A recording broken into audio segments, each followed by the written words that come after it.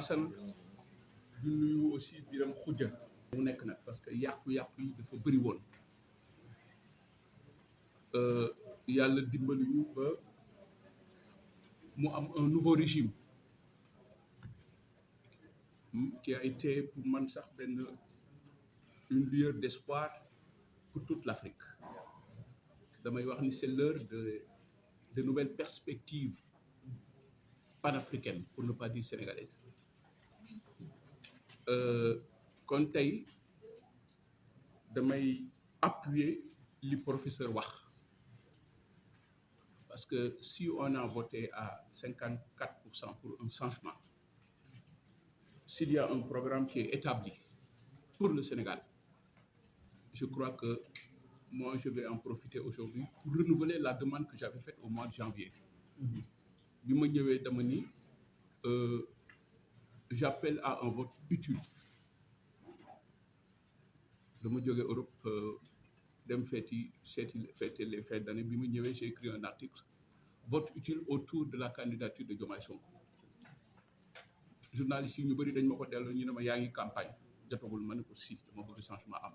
Aujourd'hui je réitère cet appel maa ngi woo toute la diaspora maa ngi woo tout le Sénégal pour une majorité écrasante au soir du 17 pour que ñi mën a appliquer programme bi parce que bu ñu leen ko joxul le pays sera paralysé parce que et je crois que du kenn ci ñun mu ngi ñaan loolu yàqu-yàqu yi dafa bëri gis ngeen dëkk bi li fi nekk wax naa la ko boo defee des prévisions macroéconomiques tey pour redresser le Sénégal il faudrait du temps il faudrait de la patience et aujourd'hui je crois que nous devons nous abonner aux obligations de résultat parce que les enjeux sont majeurs les défis sont majeurs au regard des enjeux écostratégiques. Nous rentrons dans une nouvelle ère avec la découverte des hydrocarbures. Tey suñu xeex mooy fexe ba sénégalais bu nekk dans quelques années bu xiifee lekk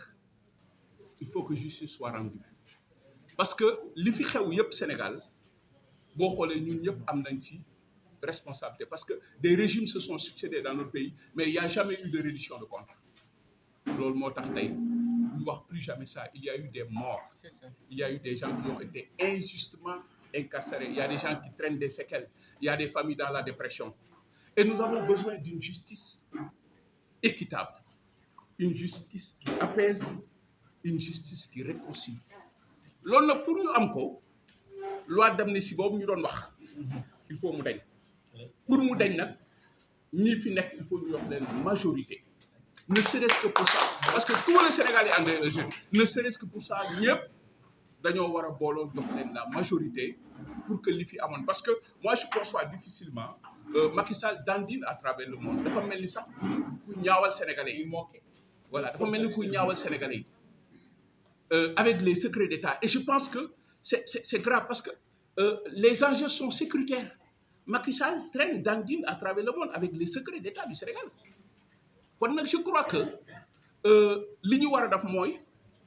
fexe ba justice soit rendue ak képp ku mu àndaloon nag y a des gens qui sont là xam nañu la ma wax kon il faut que loolu am ba li fi amoon dootu fi amati une justice qui apaise une justice qui réconcilie pour que ensemble ñu tabaxaat Sénégal ba lii dootu fi amati je crois que moom la woote tey ma ko ciy félicité alors di ci woo tout le Sénégal et sa diaspora lii laa amoon lu ma ciy yokk bu moom sax wax mais comme ni ñu ko waxee ñu wax maa ngi ànd ak Diop ci collectif yi moom tamit xam naa dina si sàddu kàddu après ñu joxaat kàddu jërëjëf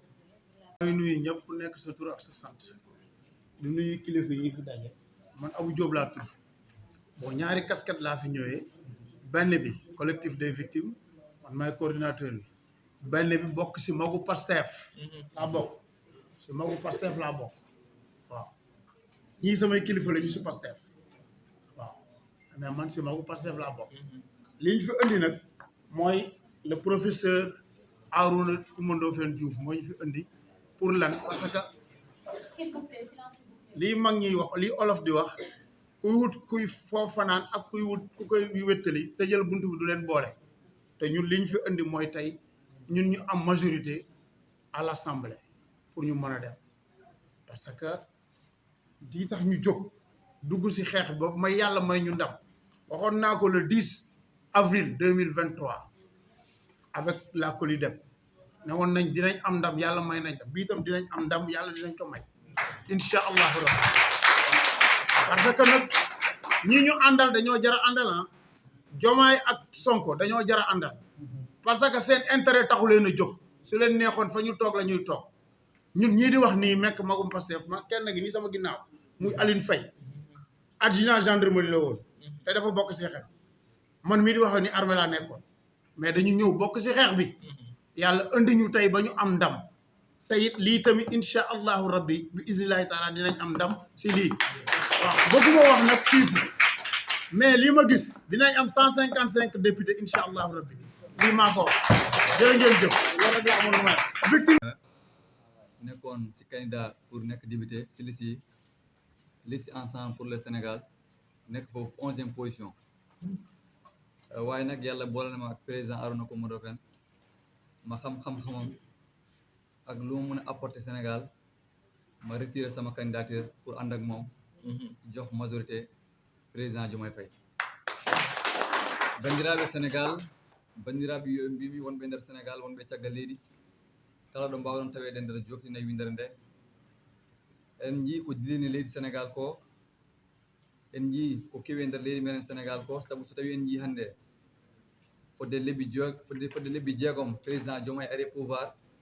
en jii wuro ngo dari wuro ngo muusi wuro ngo metti ko wasdeɓe dañde doole e ensemble national du Sénégal Arona Coumba Ndoffène Diouf Allah waddi kal makko andudemo gandal makko e pinal makko e yiddemo leydi meɗen Sénégal